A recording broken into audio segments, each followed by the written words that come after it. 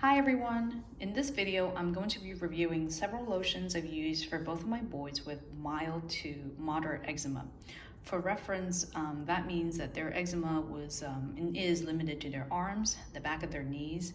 For my toddler, sometimes mild redness around his eyes like a panda. And then for my 4-month-old son, around his neck and chest where milk is most likely to collect. These areas become incredibly red during flare-ups, but very rarely do they weep or crust. Before I get started, I just want to say that this is also based on my experience as a mom. This is not medical advice.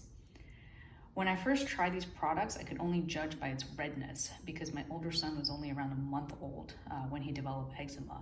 And at that age, they really can't tell you that it itches or control the movement of their arms.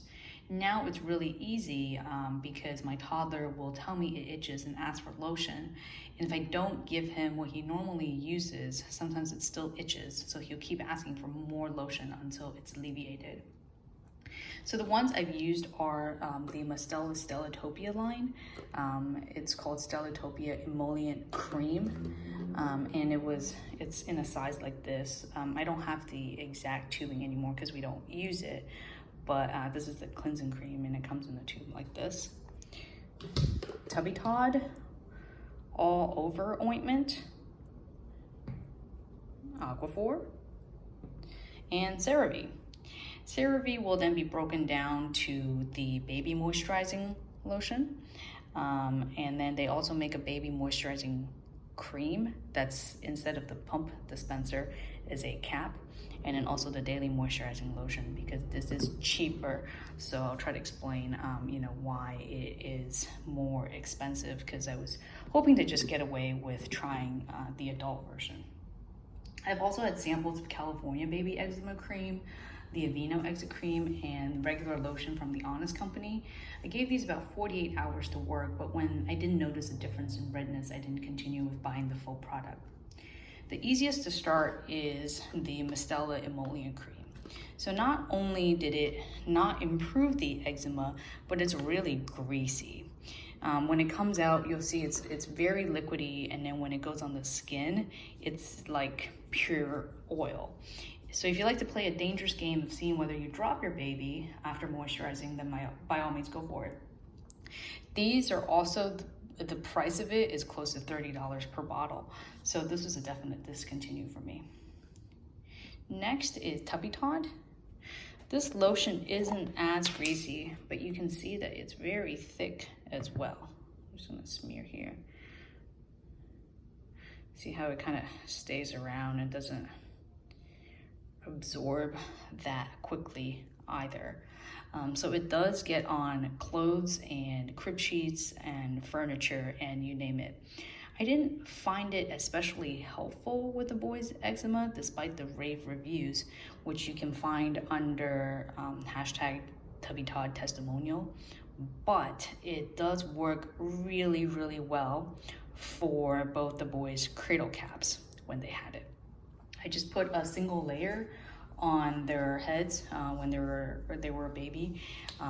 Just the layer that you saw previously, I put on my hand, and in the next morning it will be fully gone. So I love Tubby Todd for cradle cap. Then we have Aquaphor, which I think most people are familiar with. It's not absorbent, as you can see, because it's like Vaseline. So just in case you haven't seen this before. So this is Aquaphor, and it will stay there for the rest of the video if I just show my arm. But this did flare my older son's eczema, and then I tried a small test area on my younger son, but it also worsened it. So we don't use Aquaphor for eczema in the house. Our only use for it is for chapped lips and then on my younger son's, but as preventative measures for diaper rash before he goes down for the night. Finally, we get to CeraVe, which is what we use most of the time. CeraVe's the company itself is known for containing ceramides and its gentleness on sensitive skin. So as adults, I have pretty sensitive skin. So we already used the daily moisturizing lotion. This is their retinol product. And then this is their facial moisturizing lotion that I use in the morning that also contains SPF 30. And then this is their hydrocortisone cream if we do need it for the boys' flare-ups.